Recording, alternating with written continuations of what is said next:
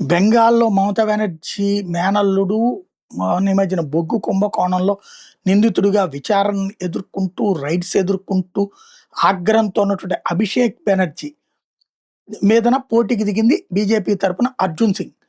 ఈ అర్జున్ సింగ్ మీద నేను 2,00,000 ఓట్ల మెజారిటీతో గెలుస్తాను. ఒకవేళ నేను అలా గెలవలేకపోతే అంటే అభిషేక్ బెనర్జీ వాస్తవం 2019 లోక్‌సభ ఎలక్షన్స్‌లో పోటీ చేసినటువంటి వ్యక్తి. ఆహ్, అర్జు అర్జున్ సింగ్ వచ్చేటప్పటికి ఆహ్, రీసెంట్‌గా కీలకమైనటువంటి అడుగులు వేస్తున్నటువంటి వ్యక్తి. అభిషేక్ బెనర్జీకి ఒక రకంగా చెక్ పెడుతున్నాడు.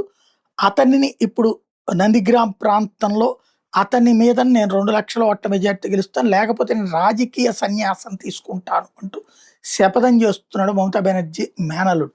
నిజంగా ఓడితే గనక ఆయన రాజకీయ ఏ శపథాలు అక్కర్లేదు. ఆటోమేటిక్‌గా రాజకీయ జీవితం సర్వనాశనం అయిపోతుంది.